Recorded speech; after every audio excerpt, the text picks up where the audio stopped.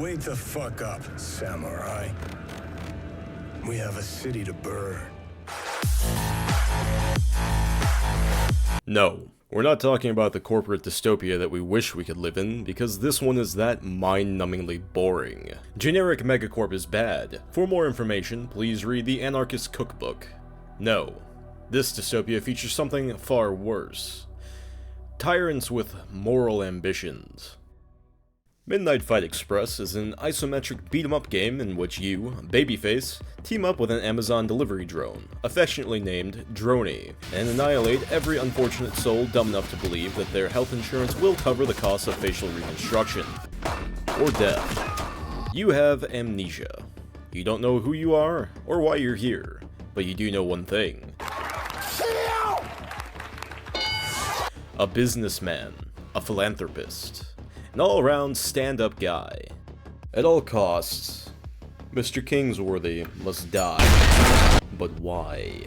Well, I found the story fun enough to watch unravel in front of me, and there's enough plot twists to make M. Night Shyamalan blush. So, from here on out, I will spoon-feed you key information to progress this video's narrative, nestled neatly between red herrings and my many substance-induced fugue states while writing the script.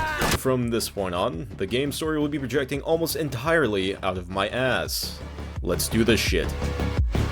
You begin the game by getting interrogated by some feds. You are being charged with several counts of murder, aggravated assault, destruction of public and private property, and a litany of accusations on conspiring to murder public figures. Apparently they don't like it when you start cutting in onto their primary exports. After a brief peek into My Average Wednesday, they tell you to take it from the top, and we're brought back to the box. Babyface starts his odyssey in his dingy studio apartment. Here we learn that he is a drone enthusiast, and his newest model has just been delivered.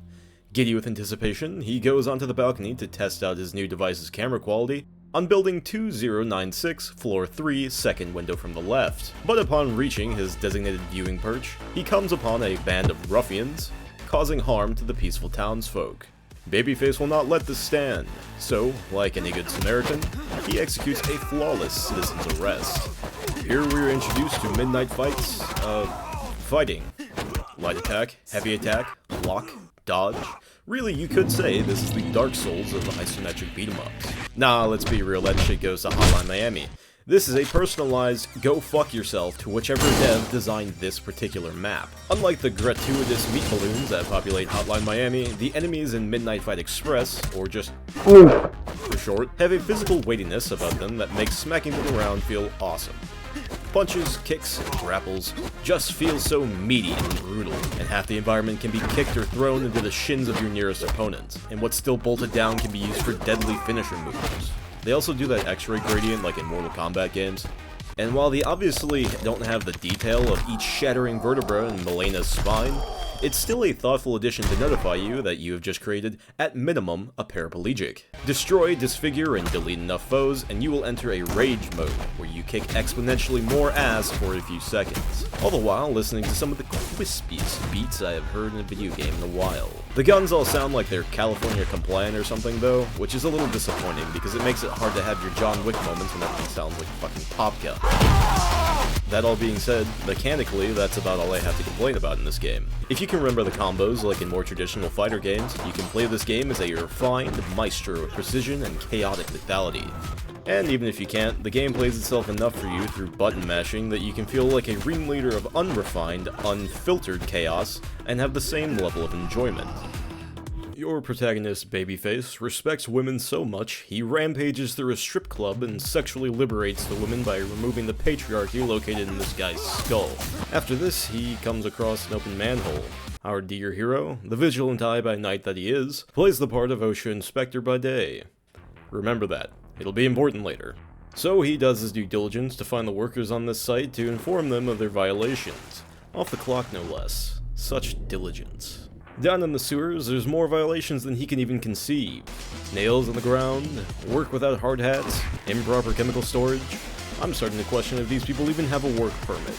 After voicing his concerns to the foreman, Babyface just barely escapes another site safety infraction. He can literally not handle this shit anymore. Now's as good a time as any to bring up strangers. So strangers are non-hostile people that you can interact with in the game. They will provide a bit of dialogue relating to you and your story, its history, and its future. When you interact with them, you acquire one Walter White. I consider myself a pretty completionist player, but I've found 11 of these little fuckers in my first playthrough. You'd think it'd be a little bit easier to spot the one person in the entire club who isn't actively trying to kill you, but here we are. Moving on, our protagonist proceeds to the shipyards. The local arms merchant is camped out here with a new shipment of Kalashnikovs, fresh from the armories of Ukraine and Russia alike. But they're only dispensing freedom to their criminal buddies. Babyface, working man patriot that he is familiar with the Second Amendment. And he knows at his core that the God-given right to bear arms is the foundation of a polite society. I have a dream, where the USA captures the GLA Palace, and purchases the Arm the Mob upgrade. AK-47s for everyone! Sorry if that was a callback that only 5 of you will get. If you played it, CC Generals just infects your core memories for some reason. I'll make the sacrifice! In the shipyard, you find a prototype 3D printing revolver. This revolver can on the spot craft a multitude of munitions, including shock bullets, subsonic submissive sissy rounds, and the creme de la creme, 44 Magnum. Mick, how exactly does that work? Even if we had the technology to 3D print brass and lead, a revolver frame would certainly never be big enough to store the materials in order to actually process the unit. Answer: Rat Attack. After stopping at his local 7-Eleven and fighting for the right to slurp from the supple teats of the slushy machine, and washing it down with a classic diner dinner, Babyface learns from TF2 Pyro that Mr. Kingsworthy was his former employer before he suffered a traumatic head injury on the job site. A suspect proposition, considering Babyface himself was the OSHA certified safety inspector of the site. Curious. In order to get the inside scoop, Babyface needs to visit his local physician, Good DJ Doctor. Though, first he needs to find out where he spends his Saturdays. Let's see what story this soothsayer spins. To get to the current MacGuffin guy, you have to fight through an entire legion of overweight 40-year-olds in leather, and then the Russian mob. Chetnovsky. You'll see a lot more of them later. The biker gang, on the other hand, holy shit bro, this is an actual slugfest.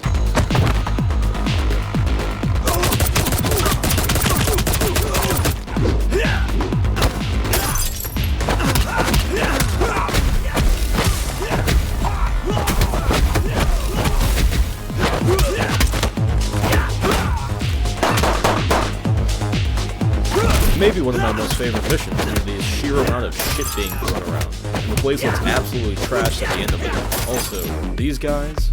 Oh yeah, these guys crank their hogs. After fighting off the sausage fest with the help of the furry community, you fight some mobsters and have a chat with the big boss here to get the deets on Doctor's location. Of course, the snail has a motorcycle, which complicates things, but we get him eventually. Knowing the Doc's location, Babyface has to catch a flight to the airport. But oh no! A Russian terrorist cell is about to rampage to the international airport in order to steal a plane. You really can't have shit in Detroit. You may notice something familiar about this mission. Ripping off Call of Duty seems like a real fucking low bar, but honestly, reject originality. Embrace horseshoe theory. Yes, you're going to be doing a Neo No Russian mission followed directly by Mile High Club, and you will hear verbatim quotes. Enjoy. Welcome to the halftime show! Here we'll be having a quick enemy speed run, because some of the most fun level and character designs tends to end up in the filler missions. Here we go! You fight pirates, zombies, prostitutes, Tyler Turton, game devs, church, Big Smoke from San Andreas, the Bull from Cars, Somali pirates, Jared Leto, and...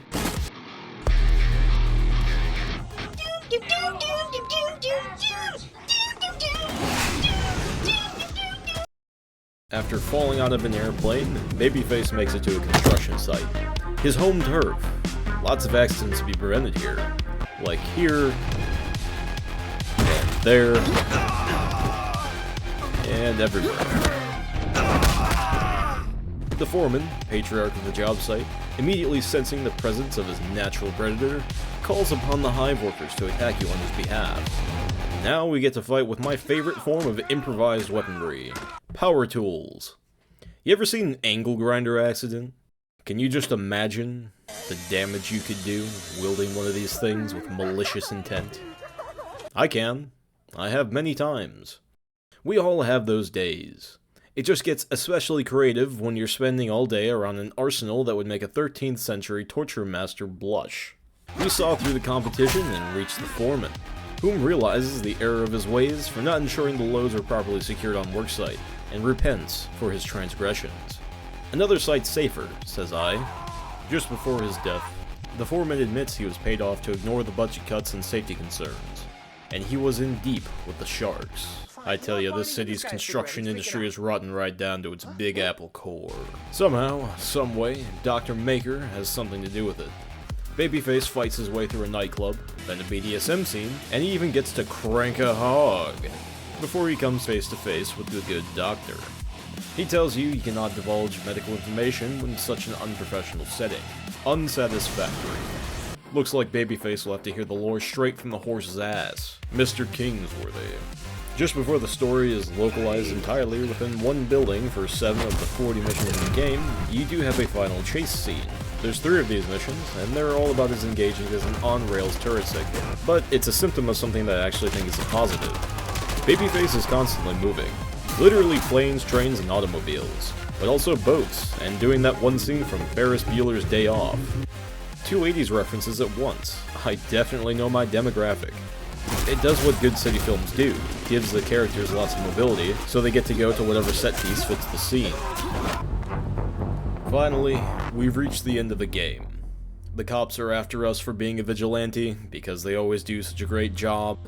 The mob's pissed because we've decimated their numbers. And Mr. Kingsworthy, the big bad behind it all, is perched atop a 100-story building. And he's about to pull the trigger on the greatest budget cuts the world of construction have ever seen. By replacing the entire workforce with robots. And we'll have microchips in our hands, and we'll live in the pod, and live in 15-minute cities, and own nothing, and somehow be happy. Man, remember when Scrooge McDuck used to be the epitome of, like, evil capitalist? Now we have billionaires dressing like actual supervillains, trying to ban cars and make us eat worms. Now I find it equally depressing as I do alarming that I'm this far from the equator and the only people who saw White Christmas this year had to suck a dick for it, but that doesn't mean we need to listen to these rich cretins. That's exactly how we got here in the first place. Anyway, let's lynch this rich prick. The feds, the mob, big construction, they're all in cahoots.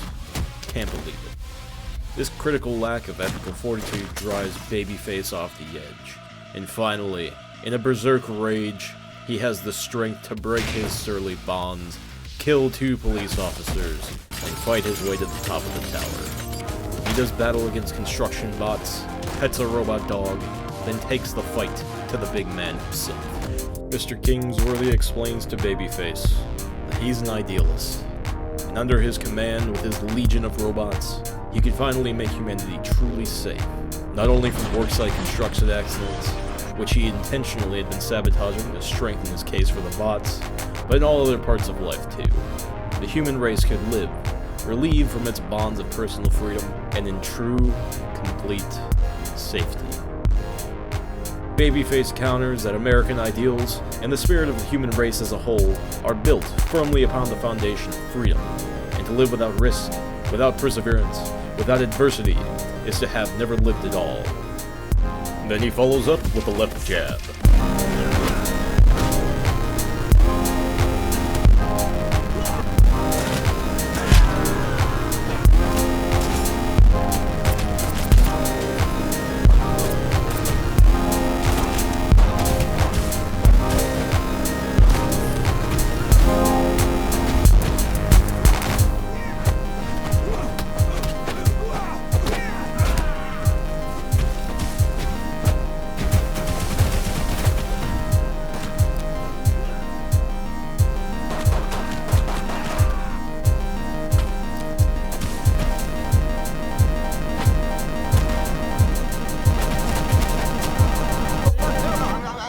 Calm me down, dude. Now I'm